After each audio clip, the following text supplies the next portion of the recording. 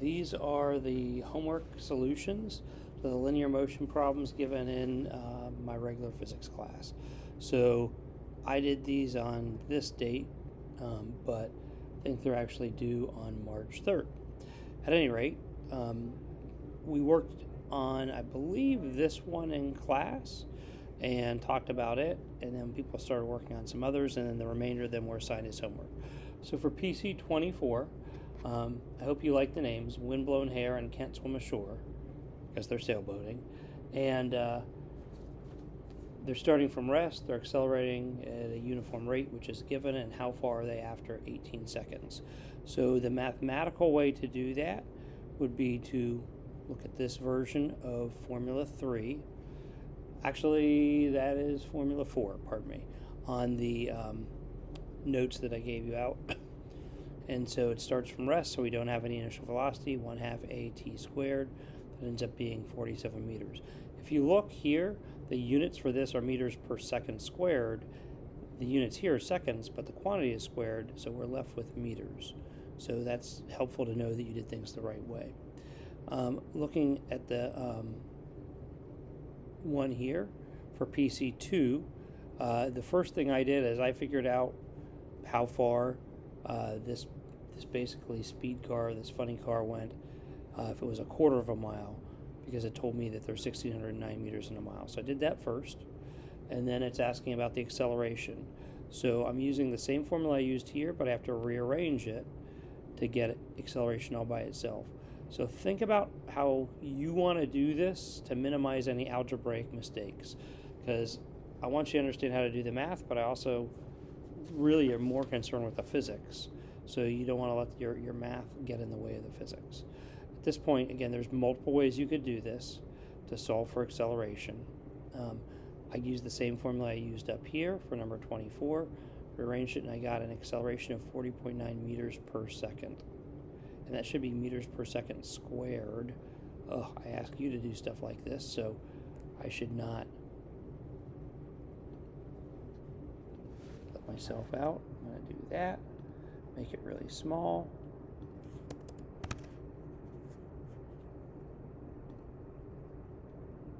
Put it in purple. There, no one will ever know. Ha! Okay. At any rate, then, actually, I could make that a little bit bigger. Okay, there we go. At any rate, so we get that acceleration.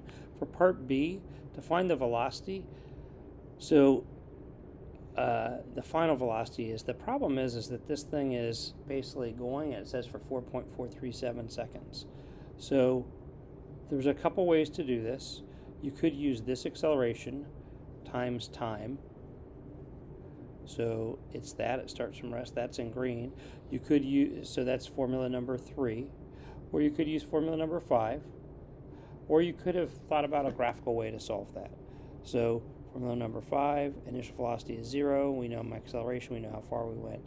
You've got to take the square root of that, since that equals VF squared. Both of these give you the same answer of 181 meters per second. You cannot do just x over t. Okay, that would not be a correct way. The same way for this, you cannot just do x over, or v over, x over t, then v over t. We talked about that a little bit in class. So for number 13, this is run out of gas because she didn't fill up her gas tank. You had a graph like this going from 18 meters per second to 0 meters per second in 6 seconds. So I asked you to use the graph to find this. So in this case, the acceleration is the slope of a velocity time graph. So I just got the slope of this, took the final point and the initial point, 0 minus 18 seconds, 6 minus meters per second, 6 minus 0 seconds. I get an acceleration of negative 3 meters per second squared. Hopefully it makes sense why it's negative, because the slope is pointing down. To find the distance for this, that would equal the displacement, because we're only going in one direction. So I'm going to look at the area of this graph, which is 1/2 height times base, 1/2 18 meters per second times 6 seconds. Again, notice that seconds are in the numerator and denominator, so they cancel out. So I'm left with 54 meters. You could have done these mathematically, but I specifically asked you to use the graph. On a test or quiz, if I ask you to use the graph, please use the graph. If I ask you to use an equation, please use an equation. If I don't specify, do whatever you think is most likely for you to be successful. For PC 18 here, this was a plane taking off at 28 meters per second, and it's asking about the length of runway given the acceleration.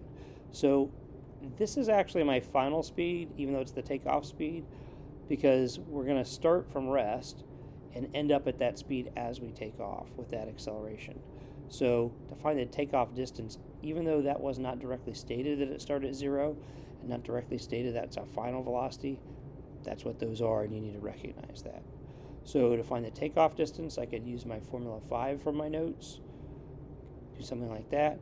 We could also use a rearrangement of Formula 3, which is time interval is equal to change in velocity over acceleration, and then use that time to plug in this equation. So use basically equation 3, then equation 4. There's probably other ways as well. There's a couple ways to do that. Okay, for PC 20, Susie loves to ski, and is her name, and she's reached the end of the ski slope, and she slows from 29 meters per second to 1.8 meters per second in 1.45 seconds. Determine her acceleration and the distance she's moved. Well, writing down the initial information, acceleration is change in velocity over change in time, so I get negative 18.8 meters per second squared. To find out her displacement, or how far she goes, I need to take into account that she is moving at 0 seconds at the beginning of the time interval. So I have to take that into account. She's slowing down, so essentially if she didn't slow down, just this velocity times time would be how far she goes, but we're subtracting off the fact that she's moving less and less fast as time goes on. So that's the general version of equation 4. The first term is equal to positive 42.05 meters. Second term is equal to negative 19.7 meters. So she travels positive 22.3 meters. So here's an alternate way you could have solved this from the graph. It basically would have been a trapezoid, so you could take the area of the trapezoid if you remember how to do that, or the area of the rectangle plus the area of the triangle. For PC 28, this is someone who's dropping something during the skydiving. It says it's reached a speed of 10.4 meters per second, and it may sound like that terminal speed is the final speed, but again, the person is dropping it at that speed. Gravity is accelerating it. We know how much that happens. And then we're asked to find both how far it falls and the final velocity. So to find the final velocity, since we don't know time, I would use, again, equation 5. So it's already moving, vi squared plus 2a delta x. Technically, it's actually delta y, since this is a vertical situation. I don't really care what you show. I just wanted you to think about that. So I can get 33.6 meters per second. So now, to figure out the time that it takes to fall to the ground, I'm going to use equation 3, but rearrange it to solve for the time interval. I know that acceleration is equal to change in velocity over change in time. So change in time is equal to change in velocity over acceleration. So you need to be decent at doing algebraic rearrangements. I mean, algebra is something most of you had in 9th grade, so hopefully you can do that. So the change in velocity is basically 23.2 meters per second. Acceleration is 9.8 meters per second, so that's around 2.4 seconds. For PC 30, this is a zero gravity section. So this is actually in Cleveland, Ohio, so it's pretty cool. I've never visited. They used to offer tours, and they closed that down for security reasons quite some time ago. At any rate, this is the distance you're falling, and again, I'm using delta y because I'm thinking it's a vertical distance. This is the acceleration. We're going to assume it's free fall because there is no air resistance in this. And essentially it's saying you're trying to find out how much time it takes to fall. So I'm going to use this general formula here, rearrange to solve for time. Again, figure out how you can do that algebraically that's most useful for you. And I get around 5.2 seconds. To figure out the final speed before it hits, well, if it starts at 0 and we're accelerating at 9.8 meters per second every second, and after 1 second we'd be going 1 times 9.8, after 2 seconds we'd be going 2 times 9.8, So if we're accelerating for 5.19 seconds, we multiply that by 9.8, and our final velocity right before we do a cruise splat is 50.9 meters per second. And note, we could also have used a version of Formula 5 for that, since we know all the information there. Last one is actually longer. I wanted to point this out because we are going to be getting in a projectile motion pretty much right after spring break, and maybe doing a little preview of that right before spring break. At any rate, so what we have here is a person throwing something up into the air and then catching it at the same height. I think I should have worded that it was catching it at the same height. And seems like there's only one piece of information. The time it takes is 3.56 seconds. So I drew a picture of that. And in order to think about this, it's easy to think about the half of the trip, because the maximum height is halfway through the trip. So it's important to understand that there's some symmetry in this problem and a lot of free information. So for example, free information, gravity is constantly acting on this object at 9.8 meters per second squared downward. The time up will equal the time down, which is half the total time. So that's 1.78 seconds.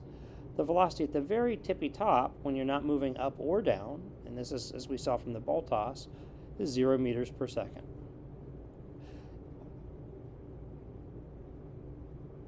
So when we did this, I figured out, I used this formula. I tended to think of the second half of the trip, because that way, if gravity is acting down and the velocity is also down, I can think about that in terms of only positives. I can think of down as positive, and I don't need to worry about having some positives and some negatives. If I wanted to think about the first half of the trip, I could do that, but I would need to use a longer version of this equation, which is the VO times T plus 1/2 AT 1/2 squared. And that seems like that's not that necessary. And notice I'm only using half the time because it's going from the maximum height back down at half the time. So that's about 15.5 meters. If you use the whole time, you would have gotten an incorrect answer of about 62 meters. The second part is asking the speed with which it's thrown. Again, we want to look at the symmetry. So if gravity acts on it going upward to slow it down and acting on it downward to speed it up, and those two halves of the trip are the same amount of time, then I can think about the fact that, again, I could think the second half of the trip, the final velocity which someone catches the ball would be the same as the velocity with which it's thrown. Believe it or not, that's exactly true. You shoot a bullet up in the air, ignoring air resistance, which you wouldn't probably do for a bullet, but if you shoot a bullet straight up, it's going to come straight down at exactly the same speed it left the gun. Okay? So in this particular case, I think the second half of the trip, so therefore my velocity at the tippy top is 0, my acceleration is 9.8, and the time down is 1.78 seconds. So that means that my throwing speed was equal to my final speed, which is 17.4 meters per second. I don't know if that 7 shows up very well. Again, hopefully this helps, and hopefully you're ready for your test.